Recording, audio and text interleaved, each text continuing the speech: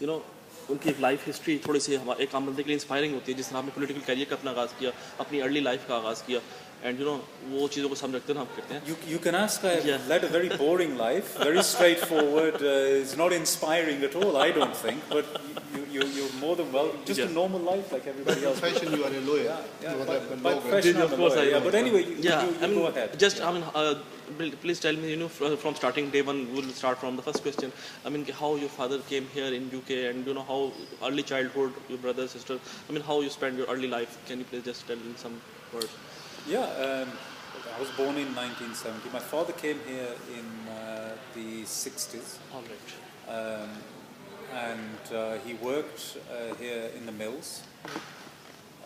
In Pakistan, he was a banker. Okay. Then he became a bus conductor and bus driver. I'm one of 6 children altogether.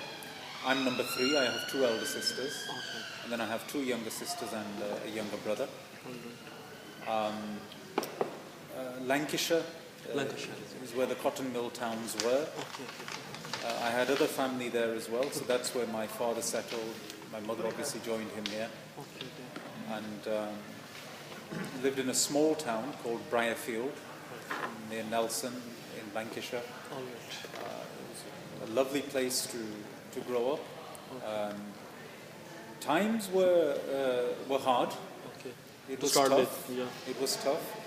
The Pakistani community you see today is not how things were at that time. I know, 30, 40 years before. Yeah, I think a lot of people in our community have forgotten Oh, yes. the times we went through. Some of us still remember. That's true. And it's very heartening to see how people are today. But those days were very, very different. Yeah, I heard. I mean, you told about me that your father started, as a bus conductor. Even I heard about Anwar Parvez as well, that he started his life as a bus conductor. Many other people, they also started at a very zero level. That's what I want to know, that how your father, start struggling in a new country. UK was a altogether different racism. There was some issue maybe that time, or different education level, or some all the things.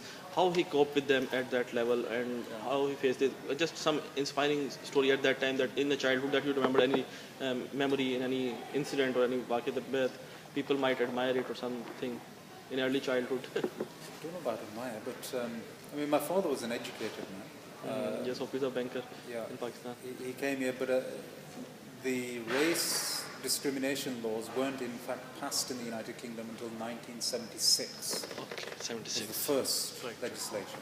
Right. So before then, particularly in the north of England, it was unheard of for people to be able to get jobs in banking, finance, accountancy, as lawyers. There was very few engineers around, but there was doctors. Okay. Medical profession, there was, I think, an acceptance of people that were qualified from former Commonwealth countries. But anything other than that, it was near impossible that you could get that sort of a job. Right. So that's what he did. It was a working class community. What can I say? I mean, we were like everybody else. We had a very small house, 2 rooms downstairs, 2 rooms upstairs, small backyard. You always had a feeling that there was a need to pull yourselves. There was always an ambition there. A passion. As a very young child, I mean, there was always this view that you are the one who's got to pull everybody else. That's good. In this way. Were you the eldest? No, I was number 3. I have 2 older sisters. Yeah, I have 2 older sisters. Altogether 5? 6. 6, yeah. 6 of us altogether, yeah. And 3 brothers and 2 sisters. No, 4 brothers. 4 brothers. 2 boys, yeah. But then I think the real difficulties, I would say, got particularly worse when my father became ill. Oh. And he couldn't work anymore. I was 13 at that stage, 13 and a half.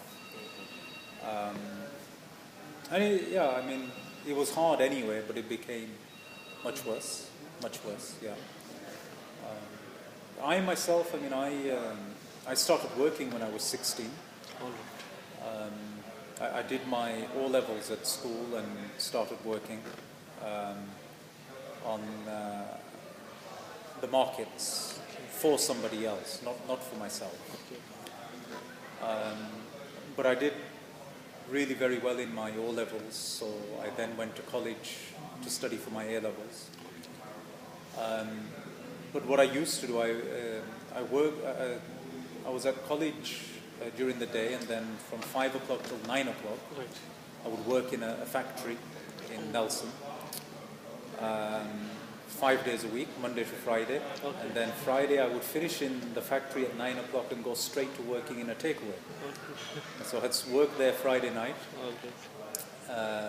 and Saturday night I would work there, and Sunday night I would work there, and then Monday back to college again. Then I did my A-levels. That's good. Actually, in between I became seriously ill, and I needed to have open heart surgery. Oh, I see. At what age? 17. I was Oh my 17 at that goodness. time. Yeah. Anyway, that's life.